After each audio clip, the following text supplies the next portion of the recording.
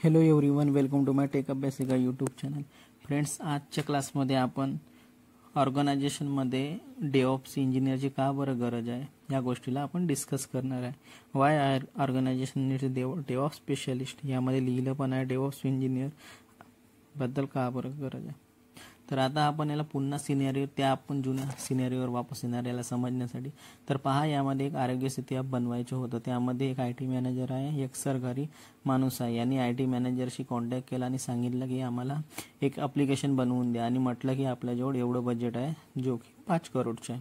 तर यासाठी आपण एक काम करा की कामाला सुरुवात करण्यासाठी आम्हाला 1 करोड रुपये ॲडव्हान्समेंट करून द्या, म्हणजे यामुळे आम्ही आपल्या कामाला स्टार्ट करू शकलो पाहिजे. तर आता जसे IT मॅनेजर जवळ पैसा येणार तर मॅनेजर सर्वात पहिले काय करणार की प्रोजेक्टसाठी त्याच्याजवळ मॅनपॉवर नाही आहे किंवा त्याचे टीम मेंबर कोणत्या तरी दुसऱ्या प्रोजेक्टवर काम करत आहे.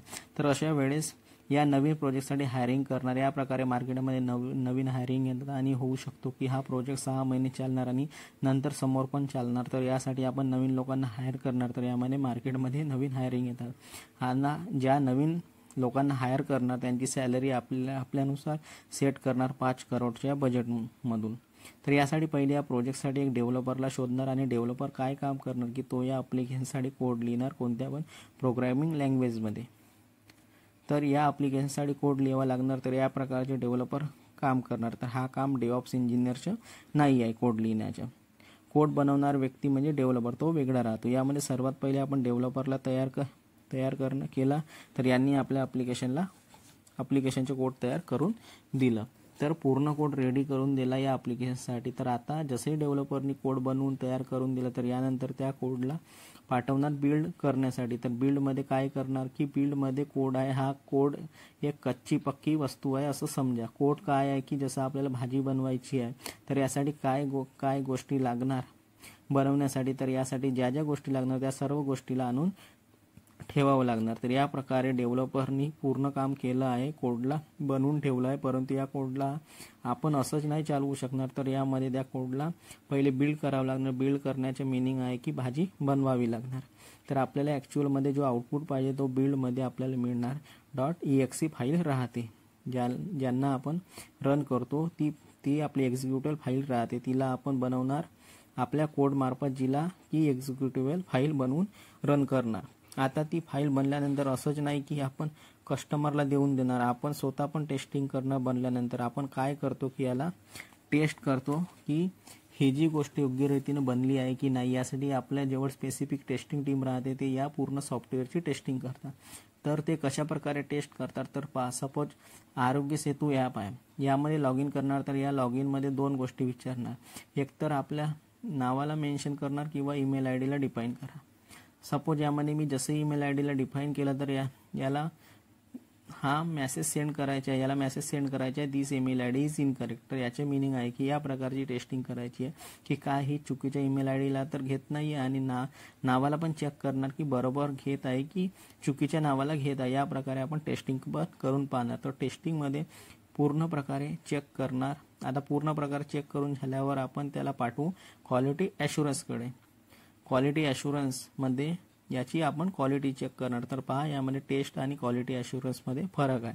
टेस्टमध्ये कोड प्रॉपरली रन होत आहे की नाही ह्या गोष्टी टेस्टमध्ये चेक करणार आणि क्वालिटी ॲश्युरन्समध्ये चेक करणार की ज्या ॲप्लिकेशनला बनवलं आहे त्याचे इंटरफेस चांगला आहे की काय, हा युजर फ्रेंडली आहे किंवा लोकांना काही त्रास तर नाही होत आहे किंवा लोक कन्फ्यूज तर नाही होत आहे की मी या ईमेल IDच्या जागी काही दुसरं तर नाही लिहिलं तर ईमेल IDच्या जागेवर डोमेन, या प्रकारे कन्फ्युजिंग तर गोष्ट नाही आहे.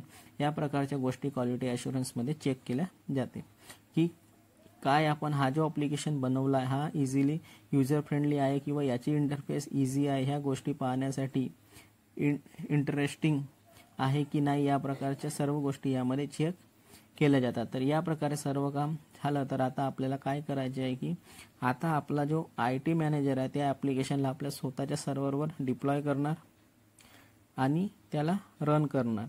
की आता या ॲप्लिकेशनला रिअल टाईममध्ये रन करून पाहणार की टेस्टिंगसाठी काही लोकांना लिंक पाठवून देणार. यामुळे ते लोक आपल्या ॲप्लिकेशनमध्ये लॉग इन करून पाहणार, याच्यावर अकाउंट बनवणार, याला डाउनलोड करणार आणि ते लोक आपल्याला सांगणार की काय रिस्पॉन्स येत आहे, यावर अकाउंट बनवणार की यांना काही एरर तर नाही येत आहे, की यांना आणखी काही त्रास तर नाही होत आहे, किंवा काय याची लोकेशन डिटेक्ट करत आहे आणि यामध्ये काय डेटा येत आहे, ह्या सर्व गोष्टी टेस्टिंग आपल्याला ऑफशोअर म्हणजे आपल्या स्वतःच्या डेटा सेंटरच्या साईडला करून पाहतात. याची टेस्टिंग करतात 15 दिवस महिन्याभर पूर्णपणे चेक करतात आणि जेव्हा पूर्णपणे चेक होऊन जातो तेव्हा हा ॲप्लिकेशन रेडी होऊन जाणार.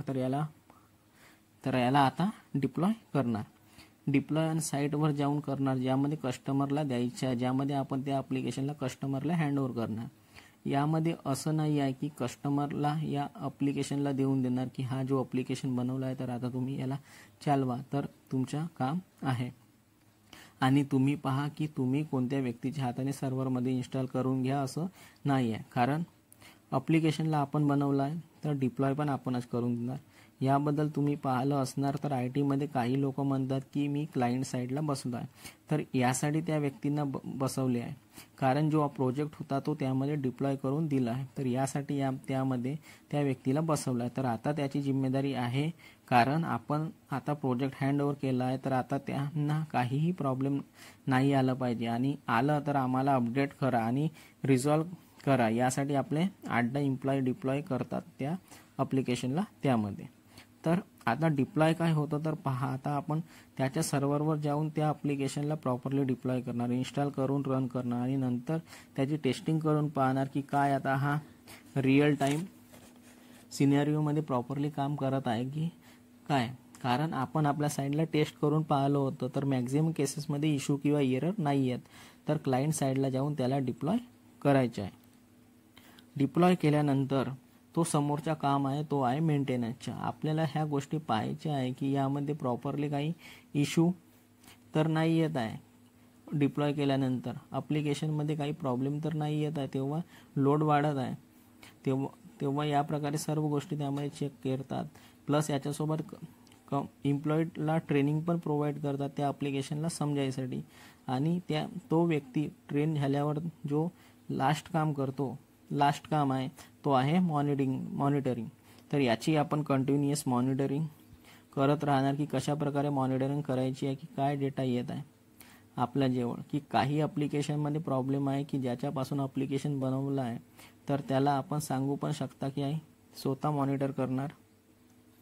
या प्रकारे पूर्ण काम झाल्यावर सुद्धा आपण त्याला मॉनिटर करत राहू कस्टमरच्या साईडने. त्यासाठी आपण चार्ज करणार मॉनिटरिंग करण्यासाठी. ठीक आहे, आमच्यापासून मेंटेनन्स मॉनिटर होत आहे तर ह्या गोष्टी आम्ही पाहत राहू, तर त्यासाठी तुम्हाला ॲन्युअल चार्जेस द्यावे लागणार. यासाठी SLA म्हणजे सर्व्हिस लेव्हल ॲग्रीमेंट बनवतात. तर जे काही ॲन्युअल चार्जेस द्यावे लागणार ते तुम्ही घेऊ शकता. तर ही एक पूर्ण प्रोसिजर आहे, जी स्टँडर्ड प्रोसिजर आहे कोणत्या पण ॲप्लिकेशनला बनवण्यासाठी किंवा कोणत्या पण सॉफ्टवेअर इंडस्ट्रीमध्ये यूज केलं जाते. तर या प्रोसिजरला पुस्तकात बहुतेक जे बुक नोट्स असणार तर SDLC म्हणजे सॉफ्टवेअर डिफाईन लाईफ सायकल म्हणतात. ॲप्लिकेशन बनवण्यासाठी ज्या काही स्टेप असतात ते असतात डेव्हलपर, बिल्डमध्ये एक्झिक्यूट फाईल राहते, टेस्ट करणं, quality assurance, deploy, maintenance plus employ training, monitoring. ह्या सर्व प्रोसेस आपल्याला आता 1 by 1 सांगितलेले आहे या थेरी पार्ट्समध्ये. तर पहा, तिथपर्यंत आपण कोड नाही बनवणार जिथपर्यंत आपण बिल्ड नाही करू शकणार, तर ही प्रोसेस सेम राहणार आहे. तर याच प्रोसेसला म्हणतात सॉफ्टवेअर डेव्हलपमेंट लाईफ सायकल. तर SDLC ही एक पूर्ण प्रोसिजर आहे आणि डेव्हऑप्समध्ये ह्याच गोष्टीला आपल्याला शिकायच्या. तर पहा, डेव्हलपरची गोष्ट करणार तर हा काम आपल्याशी जुळलेला नाही आहे, आपल्याला या प्रकारचे काम नाही करायचे आहे. परंतु डेव्हलपर काय करणार की आपल्या कोडला जे काही कोड बनवणार किंवा लिहिणार त्याला जो अपलोड करणार तर त्याला आपण गिट किंवा गिटअप म्हणतो. तर गिटअप आपल्याला यामध्ये शिकायचे आहे डेव्हऑप्समध्ये, की कशा प्रकारे कोडची वर्जनिंग केली जाते किंवा डिस्ट्रीब्युटेड वर्जन कशाला म्हणतात, आणि कशा प्रकारे नवीन कोड, जसं की डेव्हलपरनी नवीन कोड बनवला तर यामध्ये काही चेंज केला तर कोडमध्ये एरर होता तर याला अपडेट करून दिला आहे. तर आता नवीन अपडेटेड कोड अपलोड करून दिला आहे, तर आता आपल्याला कशा प्रकारे माहिती होणार की नवीन अपडेटेड कोड आला आहे आणि हा जुनवाला कोड. तर यांनी ह्या गोष्टी आपल्याला माहिती पाहिजे, यासाठी आपल्याला गिट शिकावं लागणार डेव्हऑप्समध्ये. तर गोष्टी खूप इम्पॉर्टंट आहे. कोणत्या पण डेव्हऑप्सच्या इंटरव्ह्यूमध्ये सुरुवातीला गिटपासूनच सुरुवात केली जाते. ह्या गोष्टी आपल्याला लक्षात ठेवायच्यात. तर गिट जो आहे हा डेव्हलपर लेवलवर काम करतो, परंतु कोड आपल्याला काही नाही लिहायचा आहे. परंतु आपल्याला माहिती पाहिजे की जो कोड आहे त्याला अपलोड करतात गिटहबमध्ये, त्यांना कशाप्रकारे आपल्याला रिट्राईव्ह करायचं आहे, कशाप्रकारे ॲक्सेस करायचं आहे, कोणतं कोड जुनं नवीन आहे, कोण कोण त्या कोडला लिहिलं आहे, कोण कोण त्या कोडमध्ये अपडेट केलं आहे, कोण कोण चेंजेस केला आहे, ह्या गोष्टी आपल्याला समजायला पाहिजे. यासाठी गिट आपल्याला शिकायचं आहे. कोड आपल्याला नाही बनवायचा आहे.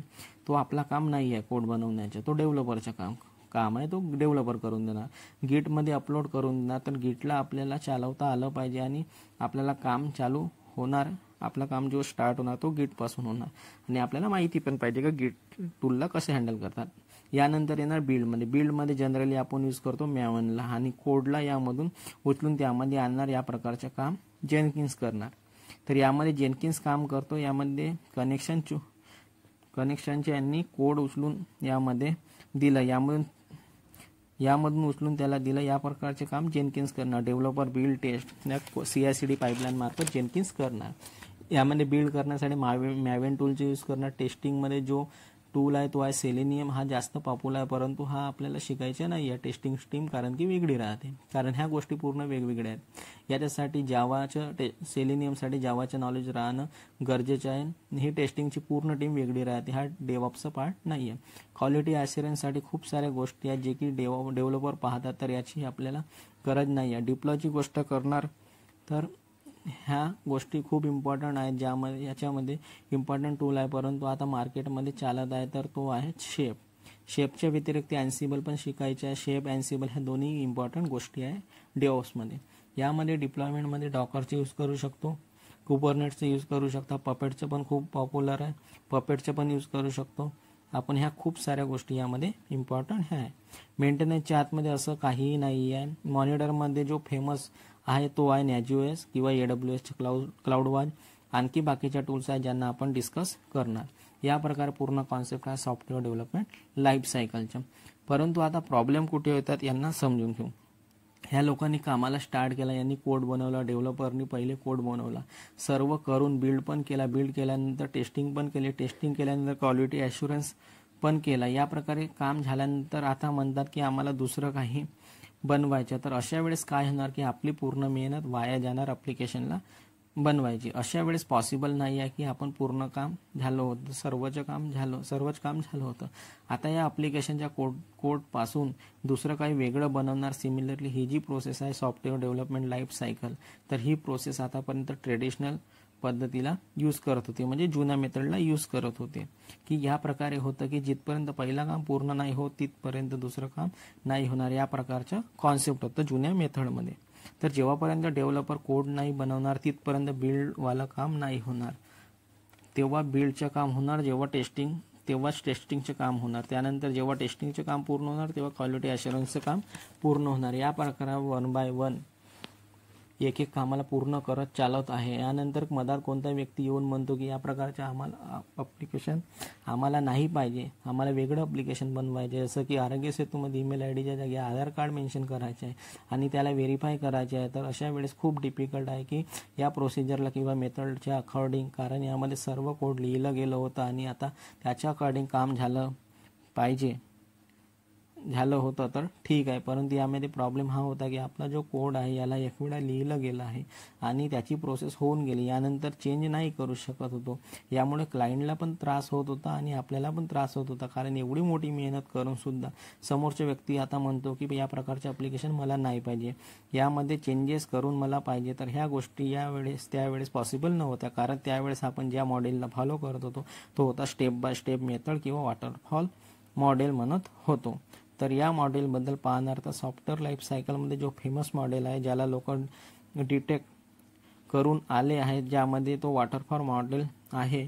तर वॉटरफॉलचं मिनिंग काय आहे की झरणा, ठीक आहे, पहाडावरून पाणी वाहत आहे खाली, तर तो स्टेप बाय स्टेपमध्ये वाहतो पाणी झरणाच्या प्रवाहामध्ये वाहणार. तर हा पाणी खालच्या प्रवाहामध्ये वाहणार, परंतु हा कधी वरच्या प्रवाहामध्ये वाहू शकत नाही, म्हणून याला वॉटरफॉल मॉडेल म्हणतात. तर ह्या ज्या गोष्टी आहेत वरून खाली आले, ही जी गोष्ट आहे वरून खाली आली आणि वर नाही जाऊ शकत, म्हणून या मॉडेलला म्हणतात वॉटरफॉल मॉडेल, म्हणजे 1 बाय 1.